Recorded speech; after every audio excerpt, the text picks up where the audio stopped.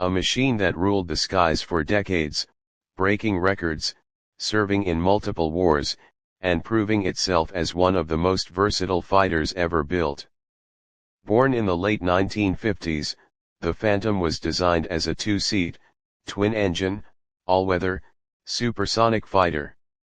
When it first took off, it stunned the world. This jet wasn't just fast, it was lightning. Capable of Mach 2.2, more than twice the speed of sound, the Phantom could climb, strike, and disappear before its enemies knew what happened. But speed was only part of the story. The F-4 was a workhorse capable of air superiority missions, ground attack, reconnaissance, and even fleet defense. It wasn't a one-role fighter, it was many fighters packed into one. That flexibility made it the backbone of the United States Air Force, Navy, and Marine Corps during the Cold War and the Vietnam War. Let's talk numbers.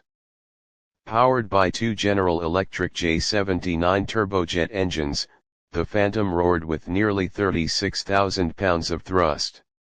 It carried a pilot and a radar intercept officer, working together as a deadly team. And when it came to weapons, the Phantom had teeth. 4 AIM-7 Sparrow missiles, 4 AIM-9 Sidewinders, and later models even carried an internal M61 Vulcan cannon. Add to that bombs, rockets, and guided munitions and you had a machine of pure destruction. During the Vietnam War, the Phantom became legendary. It fought in dogfights against MiGs, carried out bombing runs deep into enemy territory, and escorted B-52 bombers. It wasn't invincible. The early versions lacked a gun, which pilots soon realized was a problem in close combat. But the aircraft evolved, upgraded, and adapted. By the end of the war, the F-4 Phantom II had secured its place in history as America's primary fighter. But here's the real proof of its greatness: it wasn't just America that used it. Over a dozen countries adopted the Phantom. Japan, Germany, the United Kingdom, Iran, Israel, Turkey, Egypt, and more. Everywhere it went, it showed power, reliability, and dominance. In the Middle East, Israeli Phantoms scored multiple victories in the Yom Kippur War. In Iran, the Phantom flew dangerous missions during the Iran-Iraq War. From Asia to Europe to the Middle East, the Phantom left its mark. The F-4 wasn't just a fighter, it was a record breaker. It set 16 world records, including altitude and speed. In 1959, a Phantom climbed to 98,000 feet in under 3 minutes. Think about that, from the runway to the edge of space in less time than it takes to drink a cup of coffee. Of course, time never stops.